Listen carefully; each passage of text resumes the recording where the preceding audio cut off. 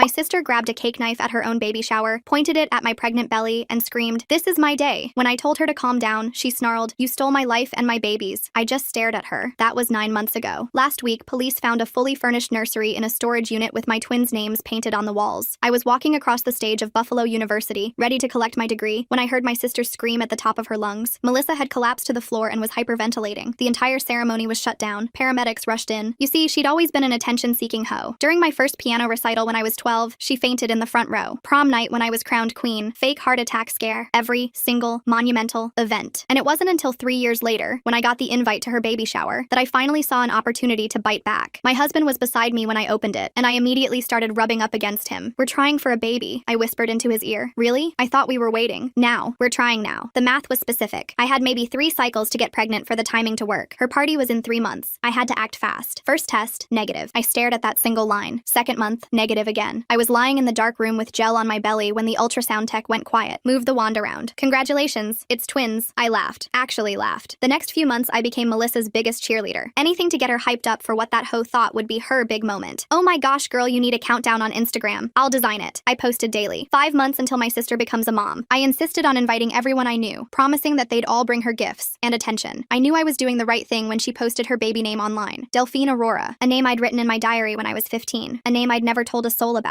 That beach had gone through my room. So when the morning of her party arrived, I smiled extra sweet while curling her hair. And when she started getting all emotional, it took everything not to burst out laughing. If only one of us got to be pregnant, I'm glad it's me. Even mom said it's better this way since I'm the prettier sister. The photos will actually be worth framing. You know what I mean? I applied her lipstick carefully. "You deserve this." "No interruptions this time," she responded. "This is my day." "Absolutely." Well, if there's one thing my beach sister can do, it's to plan a good party. There were beautiful balloons everywhere. A 3-tier cake. Even though everyone already knew from her posts it was a girl, she insisted on doing the whole reveal performance again. I wore a loose dress, but you could see my bump if you looked hard enough. Nobody was looking at me though. Not yet. Or so I thought, until Melissa pulled our mom aside. "God, look at Sarah. She's gotten huge. If I didn't know better, I'd think she was the pregnant one." Mom laughed. "Well, you've always been the thin one, honey. Good thing too, for the photos." When they were finally done giggling, the countdown started. 3, 2, 1, pop. Pink confetti everywhere. "It's a girl," Melissa screamed. Everyone cheered. Cameras flashed. TBH. I was ready to stand up and ruin the entire mood with my announcement, but that's when my morning sickness hit. Hard. I ran to the bathroom, hand over mouth. When I came back out, everyone was staring at me with concern. The words came tumbling out. Sorry, I said, flustered. "It's just the twins. They've been making me so sick. 6 weeks with twins and I can't keep anything down." The silence was deafening. Then the explosion. "Twins?" Aunt Martha shrieked. "Oh my gosh, Sarah!" The crowd shifted like a tide, away from Melissa, toward me. Hands reached for my belly. Questions bombarded me from every direction. "When did you find out? Do twins run in your family? Are they identical?" Melissa's face went from pink to red to purple. I watched her chest start heaving. I braced myself for the performance. I can't breathe," she gasped, clutching her chest. "Someone, help!" But everyone was around me. Even her own husband was asking me about twin strollers. "Hello?" Melissa screamed. "I'm having a panic attack. This is my party." Mom glanced over, annoyed. "Melissa, honey, not now. Sarah's having twins at her first pregnancy." That's when Melissa lost it. Actually lost it. She grabbed the cake knife, and for a second I thought this was how I'd die. Death by baby shower. "This is my day!" she screamed, mascara running. "Mine! I've been trying for 3 years!" Ryan grabbed Melissa's wrist and twisted the knife out of her hand while she stood there frozen, her whole body shaking like she was having a seizure. The knife clattered onto the floor and kicked under the dessert table as Melissa's legs gave out completely. She dropped to her knees and started wailing so loud that the neighbors probably heard it 3 houses down. Her mascara ran down her face in thick black streams while she pounded her fists on the floor screaming that I ruined everything, that I always ruin everything, that this was supposed to be her special day. Mom rushed over and wrapped her arms around Melissa, rocking her back and forth while completely ignoring me standing there in shock with my hand on my belly. At least 20 phones were pointed at us, everyone recording the whole meltdown like it was some kind of reality show. Ryan managed to get Melissa into a chair where she sat hyperventilating, her chest heaving up and down so fast I thought she might pass out. He whispered something in her ear over and over, probably trying to calm her down, while the rest of the guests just stood around awkwardly not knowing where to look or what to do. Daniel grabbed my arm and pulled me toward the door, his face completely white. He asked if I was okay and said we needed to leave right now before things got worse. That's when Mom stormed over and slapped me hard across the face, the sound echoing through the whole room like a gunshot. She screamed that I was a selfish bitch who couldn't let Melissa have one single day without making it about me. The room went dead silent except for Melissa's crying, and I heard several people gasp at what just happened. My cheek burned like fire and I touched it without thinking, feeling the heat spreading across my face. Daniel stepped right between Mom and me, telling her to back the hell off or he'd call the cops himself. Grace appeared next to me and announced loud enough for everyone to hear that she was calling 911 if anyone else laid a hand on me. Nathan finally pushed through the crowd looking like he'd seen a ghost, staring at what his family had turned into. That's when Melissa suddenly bent over and threw up all over the floor, this gross yellow yellow liquid splashing onto her expensive shoes. Ryan jumped up saying they needed to go to the hospital right now because she was having contractions from all the stress. Mom immediately pointed at me and yelled that if Melissa lost her baby, it would be my fault, her voice carrying across the entire backyard. Ryan helped Melissa stand up and started walking her toward their car, but she turned around and screamed that if she lost her baby, she'd make sure I lost mine too. At least 10 people had their phones out recording her threat, and Daniel grabbed my hand saying we were filing a police report immediately. We sat in Daniel's car in the parking lot while he called 911 to report the assault and the threat against our babies. I texted Grace asking her to save any videos from the party while my cheek throbbed and I could feel the twins moving around like crazy from all my stress. 2 cops showed up about 20 minutes later and took our statements. Watching the footage Grace and 3 other guests had saved on their phones. They took pictures of my red cheek and told us we should file for a restraining order first thing Monday morning. 3 hours later, we were home and Daniel was making me chamomile tea while I sat on the couch trying to process everything that had happened. He sat down next to me and admitted he was scared of what Melissa might do next, suggesting we should stay with his parents for a few days just to be safe. I told him no way was I letting her drive me out of my own home after everything she'd done over the years. My phone started blowing up with notifications as videos from the party went viral on TikTok and Instagram with hashtags like baby shower meltdown and psycho sister. Comments poured in calling Melissa crazy and mom abusive, while other people said I was wrong for announcing my pregnancy at her party, even if she had it coming. The doorbell started going off at 7 the next morning like someone was holding it down. Daniel jumped out of bed and looked through the peephole while I stayed under the covers. Carol stood there with her face all red and puffy from crying. She kept pressing the doorbell over and over and started pounding on the door with her fist. Daniel told me to stay back and open the door just a crack with the chain still on. Carol immediately stuck her fingers through the gap and tried to push it open while screaming about the videos. She demanded I come to the door and take everything down right now. Her voice got louder and louder until she was basically shrieking about how I'd ruined Melissa's life and destroyed our family. Daniel kept his shoulder against the door and told her she needed to leave. Carol started kicking the door and screaming that I was a monster who'd always been jealous of my sister. The neighbors started coming out of their apartments to see what was happening. Mrs. Chen from next door stood in her bathrobe recording everything on her phone. Carol saw all the people watching and started yelling even louder about how I'd planned everything to hurt Melissa. She said I was evil and had always wanted to destroy my sister's happiness. Daniel finally told her he was calling the police if she didn't leave immediately. How did Melissa know about that diary name from when Sarah was 15? That means she must have been sneaking through Sarah's stuff for years. I wonder if the twins moving around during all that stress is normal, or if babies can really feel. Carol backed away from the door but kept screaming from the hallway about how I'd regret this. She left after about 20 more minutes of yelling threats at our door. My phone rang an hour later with Nathan's name on the screen. His voice sounded completely exhausted when I picked up. He said Melissa was still in the hospital under observation, and the doctors were worried about her blood pressure. He begged me to come to a family meeting to work this out before things got worse. I could hear the desperation in his voice when he asked me to please just talk to them. I told him I'd only meet if it was somewhere public, and Daniel came with me. Nathan agreed and said we could meet at the Italian place downtown in 2 days. Those 2 days passed slowly with my anxiety getting worse by the hour. I couldn't stop worrying that all this stress was hurting the twins. My hands shook as I made an emergency appointment with my OB/GYN. The waiting room was packed when we got there, and I noticed several women staring at me. One of them whispered to her friend and pointed at me with her phone out. They'd definitely seen the viral videos that were still spreading everywhere online. Dr. Torres called me back and did a full exam with the ultrasound machine. She moved the wand around my belly for what felt like forever while checking both babies. The twins were fine, but she warned me this level of stress was dangerous for all of us. She prescribed something mild for anxiety and told me to avoid any more confrontations. 2 days later, we walked into the restaurant for the family meeting. Carol, Nathan, Melissa, and Ryan were already sitting at a big table in the back. Melissa looked pale and had dark circles under her eyes, but she'd clearly done her makeup carefully. The second we sat down, Carol started demanding I apologize for everything. She said I needed to admit I'd planned the whole thing to hurt Melissa. Melissa sat there playing victim and wiping fake tears while saying I'd always been jealous of her. She claimed I couldn't stand that she was prettier and more loved by everyone. Ryan just sat there silently, but I saw him flinch when Melissa said that. Nathan tried to calm everyone down and suggested we all just move forward peacefully. Carol kept cutting him off and raising her voice about how I'd traumatized her pregnant daughter. Other people in the restaurant started looking over at our table. Melissa suddenly reached into her purse and pulled out a thick envelope. She slid it across the table with this nasty smirk on her face. I'm suing you for intentional infliction of emotional distress and endangering my baby. Her lawyer thought she had a really strong case and could get serious damages. Daniel immediately pulled out his phone and called his cousin Emma, who was a family lawyer. Melissa's face dropped when she heard him explaining the situation to an actual attorney. We left the restaurant with Carol still screaming threats behind us. That evening, Grace showed up at our door with wine for Daniel and chocolate ice cream for me. She'd seen everything online and wanted to check if we were okay. She sat on our couch and pulled out her phone to show us something. Grace had kept a folder of screenshots going back years documenting Melissa's attention-seeking behavior. There were photos from my high school graduation where Melissa pretended to faint, screenshots from my college acceptance party where she claimed chest pains, posts from my engagement dinner where she had a sudden allergic reaction to nothing, events I'd completely forgotten about where Melissa had stolen the spotlight with fake emergencies. Grace had been quietly collecting evidence of this pattern for years without telling me. A week after the baby shower, Daniel's cousin Emma came over to review Melissa's lawsuit. She read through the papers ears and actually started laughing at how ridiculous it was. Emma said it was completely frivolous and would get thrown out immediately. She suggested we countersue for assault since Carol had slapped me at the party. We could also sue for the threats Melissa made about our babies being recorded on video. Emma helped us prepare all the documentation we'd need for court. Having real legal support finally helped me sleep through the night for the first time since the party. We went to the county courthouse the next week to file for a restraining order. Emma came with us and brought printed screenshots of the threatening messages and videos from the party. The judge reviewed everything, including witness statements from the neighbors about Carol's screaming fit. He granted a temporary restraining order prohibiting both Carol and Melissa from coming within 500 feet of us. The order specifically covered our home, Daniel's workplace, and my doctor's office. Carol violated the restraining order within 48 hours by showing up at Daniel's office building. She walked right past security and started screaming at the receptionist to let her see Daniel. Security grabbed her and called the police while she fought and screamed about me destroying her family. The police arrested her and took her away in handcuffs while Daniel's coworkers watched from the windows. His boss called him into a meeting and suggested working from home until this situation was resolved. Daniel set up his office in our spare bedroom and started working remotely the next day. I woke up at 3 in the morning a few nights later to weird noises outside our bedroom window. My heart started racing as I crept over to peek through the blinds. Melissa's car was parked across the street just barely beyond the 500-foot limit. She was sitting in the driver's seat staring directly at our apartment building. I watched her for 20 minutes and she never moved or looked away from our windows. She stayed there for 3 more hours just watching our home in the darkness. Daniel installed security cameras the next morning covering every angle of our building. 2 weeks passed with Melissa parking just outside the camera range every single night. Nathan showed up at our door on a Tuesday afternoon looking like he hadn't slept in days. His eyes were bloodshot and his shirt was wrinkled like he'd worn it for 3 days straight. He slumped onto our couch and rubbed his face with both hands. Carol had been staying at their house since the baby shower and was driving Ryan absolutely crazy with her constant rants about me. Nathan said Ryan was thinking about filing for divorce because Melissa's obsession with destroying me was making her sick during her pregnancy. The stress was affecting their baby, and Ryan couldn't take it anymore. 3 days later, I went in for my 20-week anatomy scan at the hospital. The ultrasound tech moved the wand around my belly for what felt like forever, without saying anything. Dr. Torres came in and took over, measuring each twin over and over again. One twin was smaller than the other, and needed closer monitoring every week from now on. The stress was literally affecting my baby's growth, and I couldn't stop the tears from coming. Daniel held me while I sobbed in that cold, dark room with gel still on my belly. That night, Grace called me in a panic while I was lying in bed. Someone had posted my medical information all over a local mom Facebook group, my doctor's name, the address of the clinic, even my appointment times for the next month. The post had screenshots of my medical chart showing I was having twins and my due date. Only someone with access to the hospital system could have gotten those records. Daniel immediately called hospital security while I called our lawyer on speakerphone. The lawyer said this was a serious federal crime and we needed to document everything right away. Emma called me the next morning with shocking news she'd discovered through her contacts at the medical center. Nathan's wife Linda worked in the billing department and had been accessing my records illegally for weeks. The hospital's IT department found her login accessing my files 17 times in the past month. Linda was escorted out by security that same afternoon and faced immediate termination. The hospital administrator called to apologize and said they were cooperating fully with the criminal investigation. Nathan showed up at our door again that evening completely devastated by what Linda had done. He had no idea she'd been helping Melissa and felt betrayed by his own wife. The next day, I got a text from Ryan that made my hands shake as I read it. He was apologizing for Melissa's behavior and admitted she'd been keeping a notebook since high school filled with ways to destroy me. He'd found it hidden in their closet with pages and pages of plans dating back years. Ryan was scared for their baby and was meeting with a custody lawyer the next morning. He offered to testify on our behalf if we needed him in court against Melissa. 3 weeks after the baby shower, everything exploded online when Melissa posted a completely made-up story on Facebook. She claimed I'd been stalking her for months and included photos she'd edited to make it look like I was following her. The post had fake text messages she'd created showing me threatening her and her baby. Within hours, the post had been shared hundreds of times in Buffalo mom groups. Strangers started sending me death threats through Facebook and Instagram. Someone posted our home address in the comments saying I deserved whatever happened to me. Daniel contacted the FBI that afternoon about the cyber stalking and death threats. They took it seriously and said they'd open an investigation into the harassment campaign. Meanwhile, my blood pressure kept climbing higher at every doctor visit. Dr. Torres put me on modified bed rest and said I couldn't leave the house except for medical appointments. The twin size difference was getting worse and she was worried about early delivery. Being trapped at home while Melissa spread lies about me online felt like being in prison. I'm really wondering how Linda got involved in all this. Did Melissa convince her to help? Or was it Nathan's mom Carol who pulled her in? The way the hospital caught her accessing those files 17 times makes me think about what exactly